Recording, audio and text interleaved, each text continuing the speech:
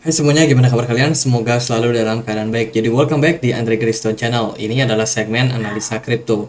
Teman-teman, selamat datang yang baru bergabung di channel ini ya. Jadi di channel ini kita akan banyak sekali membahas soal kripto, teman-teman. Kita punya dua segmen utama. Yang pertama adalah analisa pagi, di mana setiap pagi hari aku akan update untuk news dan juga pergerakan dari market kripto, khususnya Bitcoin, teman-teman. Yang kedua, kita ada segmen analisa kripto, di mana kita akan membahas koin-koin yang udah teman-teman request di kolom komentar. Udah banyak requestan yang masuk. Hari ini kita akan membahas untuk koin atau token Layerium. Yang pertama ini dari Nobar Seru. Yang kedua kita akan bahas untuk Torchain ya, atau Rune, teman-teman. Rune juga sudah di request cukup lama nih, aku baru bisa bikin, jadi minta dibahas Rune atau Torchain. Kita akan bahas mulai dari Layerium. Layerium hari ini jeblok teman-teman 14%. Ini lumayan penting update yang aku bikin ya. Jadi kemarin kita udah bahas juga salah satu koin yang terindikasi scam juga yang namanya Loop. Teman-teman bisa cek langsung di channel YouTube ini. Tinggal ketik aja koin apa yang kalian maksud. Misalkan teman-teman pengen dibahas Loop, teman-teman pakai Andre Greystone di depan atau di belakangnya dan akan langsung muncul teman-teman. Dan hari ini kita akan bahas Rune ya.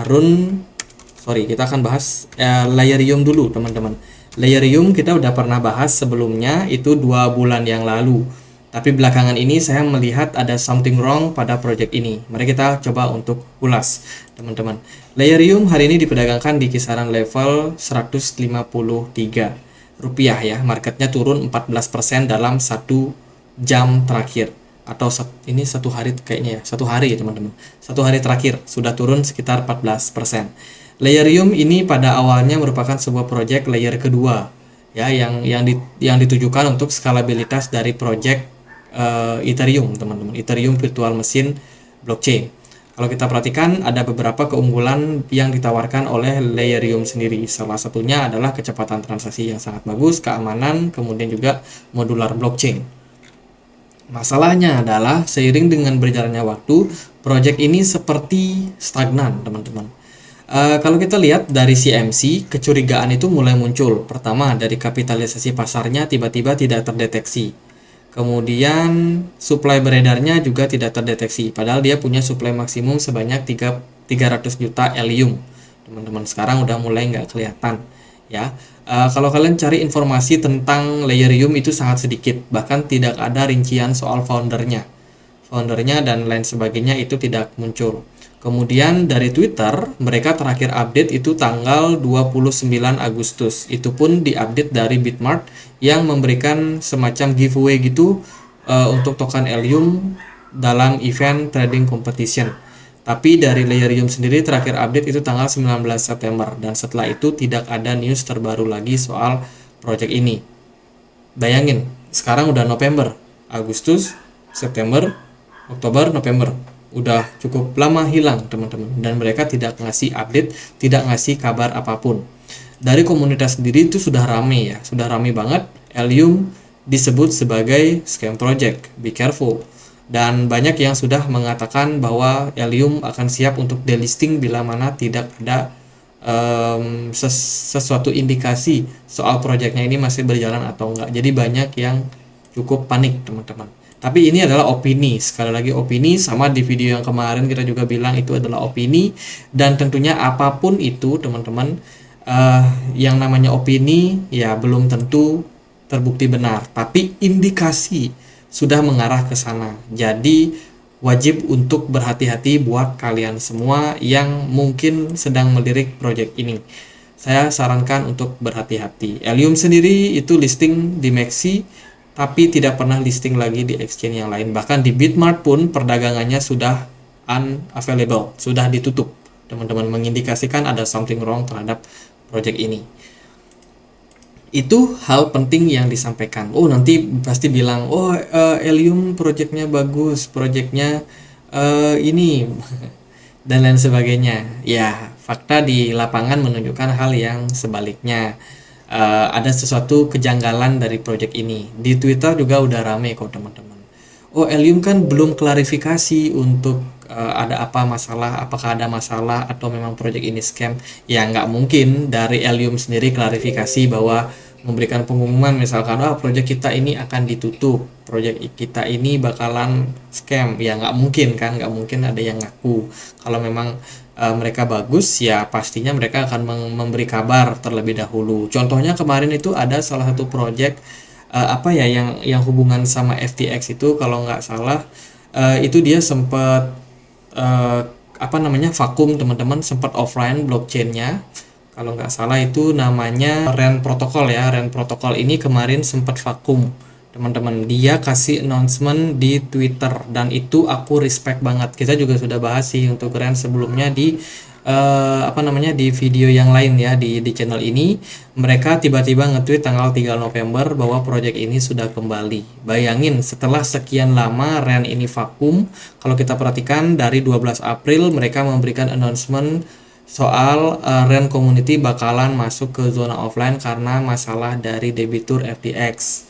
Mereka terpaksa untuk shutdown. Ini adalah ciri-ciri project yang bertanggung jawab. Teman-teman, dia kasih konfirmasi dulu kepada para user, kepada para komunitas, baru mereka ambil tindakan untuk offline dengan waktu yang cukup panjang dan akhirnya mereka recover di bulan September, Oktober kemarin ya.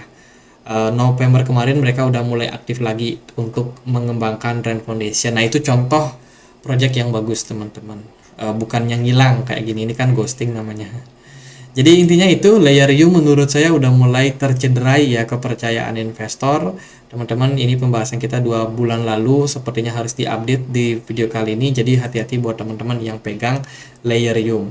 Layerium secara pergerakan dia masih tetap sustain, bertahan di kisaran 0,019. Ini dia ongoing untuk menyentuh level support di kisaran 0,009 teman-teman. Menjelang level support tersebut kalian harus berhati-hati. Yang pertama, volume perdagangannya masih bagus. Yang kedua, smart money-nya terus mengalami penurunan.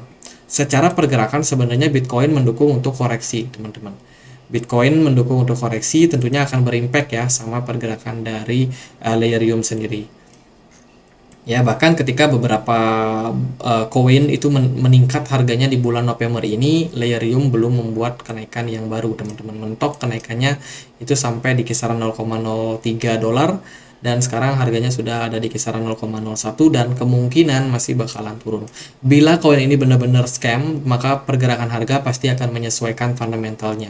Pasti ketika ada sebuah indikasi atau ada mungkin seseorang yang menjawab soal kebenaran daripada project ini, apakah dia mendeteksi bahwa ini memang ada scam, sudah terkonfirmasi scam, ya bisa jadi waktu itu akan terjadi FUD yang luar biasa. Sekarang ini baru indikasi awal saja. Video ini tentunya bukan bermaksud buat menakut-nakuti kalian, tapi bisa menjadi semacam alarm buat kalian. Hati-hati, ini ada something wrong terhadap projectnya. Kalian kalau masih punya, hati-hati. Silakan teman-teman Dior, silakan teman-teman cari informasi yang mendukung kevalidan daripada project ini supaya banyak orang juga yang tahu teman-teman. Gitu sih menurut saya untuk Layerium udah harus hati-hati. Next support kalau level 0,01 di breakdown, maka target bisa ke 0,006 dolar teman-teman. Next kita akan bahas untuk Thorchain ya. Thorchain atau Rune hari ini diperdagangkan di kisaran level 93.500 rupiah. Harganya mengalami penurunan sekitar 5% setelah kenaikan yang lumayan signifikan terhadap proyeknya. Ini adalah proyek berbasiskan decentralized exchange teman-teman, atau yang disebut sebagai DEX ya. DEX yang diluncurkan tanggal 19. Nah, untuk mendukung argumen yang pertama tadi, coba teman-teman lihat info dari Layerium. Mereka tidak menyertakan siapa founder dari proyek ini. Setelah saya cek dari Rune sendiri, kalau teman-teman perhatikan, nah ini kita bisa cek yang REN ya. REN kita bisa cek juga kok siapa foundernya, siapa pendiri dari proyek ini, kelihatan. Kemudian Thorchain, apalagi Thorchain, dia juga kelihatan teman-teman siapa pendirinya, kelihatan jelas. Kemudian apa yang membuat proyek ini unik, kemudian gimana cara membelinya dan lain sebagainya, itu kelihatan informasinya sangat-sangat transparan. Ya, jadi kalau kita perhatikan ini memang proyek berbasiskan DEX, dibikin itu sama komunitas teman-teman. Siapa pendiri Thorchain? Menurut perwakilan resmi Thorchain, platform ini tidak memiliki CEO sendiri dan juga director. Sebagai gantinya, pengembangan lebih lanjut itu diatur di melalui GitHub, teman-teman, melalui GitHub. Kalau kita perhatikan dari Certic ya, ini adalah salah satu apa namanya, salah satu auditor yang bisa kita jadikan sebagai acuan juga apakah sebuah project itu bagus atau enggak. Kalau kita lihat dari Certic, sebentar ya, ini masih loading teman-teman. Aku alihkan bentar mungkin ya, teman-teman. Aku coba cek untuk Layerium ya, apakah ini project scam atau enggak. Di sini kita pakai website Is This Coin Scam, teman-teman. Dia dapat rating yang cukup weak, artinya secara fundamental dia lemah. Dan kalau kita lihat di sini ada lot of missing data point, sekitar 56% data point yang minim banget, teman-teman. Artinya project ini tidak terlalu transparan. Sementara kalau Rune dia dapat rating yang sangat bagus. A few missing data point, poinnya 88 dengan fundamental yang di sini sih dikasih rating poor, tapi overall ya lebih baik, teman-teman. Lebih baik secara fundamental. Jadi dari sini kita sudah bisa menilai ya sebenarnya project mana yang lumayan bagus, mana yang kurang. Kalau kita lihat dari Thorchain dia dapat rating double A dengan poin 89, teman-teman. Dia cuma lemah di operational resilience saja. Sisanya dia dapat poin 9 semua dari fundamental, security, community trust, kemudian market scalability, governance strength. Sangat-sangat bagus. Untuk exchange yang bisa memperdagangkan Thorchain atau Rune juga sudah listing di Binance, KuCoin, Kraken, dan kawan-kawan. Exchange besar rata-rata sudah memperdagangkan proyek ini. Jadi so far ya so good lah, teman-teman. Dari komunitas Twitter mereka juga cukup aktif. Baru aja kemarin mereka nge-tweet tanggal 14, tanggal 6 jam lalu mereka juga sudah nge-tweet kalau kabarnya Thorchain ini menjadi salah satu nominasi exchange exchange terbesar, teman-teman, ketiga. Ya, DEX terbesar ketiga, harga Rune itu naik sampai 50% minggu ini. Jadi ini sebuah kabar yang bagus bagaimana Rune itu bersaing sama Uniswap dan juga PancakeSwap menjadi DEX yang terdepan, teman-teman. Rune salah satu yang cukup menarik. Itu dari berita, sisanya ya teman-teman kalau mau pakai Rune gimana caranya trading, teman-teman silakan kunjungi thorchain.org. Di sini kalian bisa melakukan swap token, bisa earning juga, bisa borrow juga di fitur lendingnya. Ya, jadi ekosistem mereka juga sudah besar, tersedia atau kompatibel dengan beberapa wallet juga seperti Trust Wallet, kemudian Tor Wallet DEX dan juga yang lainnya, teman-teman. Project wallet yang lainnya. Itu ya dari Rune, nggak terlalu banyak. Kalau teman-teman mau lihat video-video kemarin kita soal Rune, sama caranya teman-teman tinggal kunjungi aja Andre Greystone, di belakangnya isi nama koin. Seperti Rune kita udah bahas 1 bulan yang lalu, tapi sekarang kita bahas lagi. Oke, kita akan lihat gimana secara teknikal untuk Rune sendiri. 1 bulan lalu kita sudah bahas Rune ini ada kecenderungan membentuk yang namanya inverse Head and Shoulders, dan overall dia sudah breakout dengan target kemarin cuma di kisaran $4,5 dan sekarang harganya sudah melesat sampai kisaran 5,9. Ini pergerakan yang sangat-sangat impulsif pada Rune. Volume smart money-nya sangat bagus, kemudian volume perdagangan pun juga bagus. Dari RSI sudah menyentuh level jenuh jual, teman-teman. Artinya sih di harga-harga sekarang memang berpotensi untuk koreksi. Rune kian dekat sama all time high-nya yaitu di kisaran level $20. Kayaknya sih di bull run kali ini Rune kemungkinan besar akan mencapai all time high baru, teman-teman. Kalau kita melihat dari ekosistemnya yang bisa dibilang 3 terbesar ya, DEX 3 terbesar, kemudian juga dari pergerakan harganya juga Rune bisa dibilang salah satu yang terdepan, teman-teman. Dengan volume smart money dan volume yang meningkat, ini merupakan indikasi yang positif untuk Rune.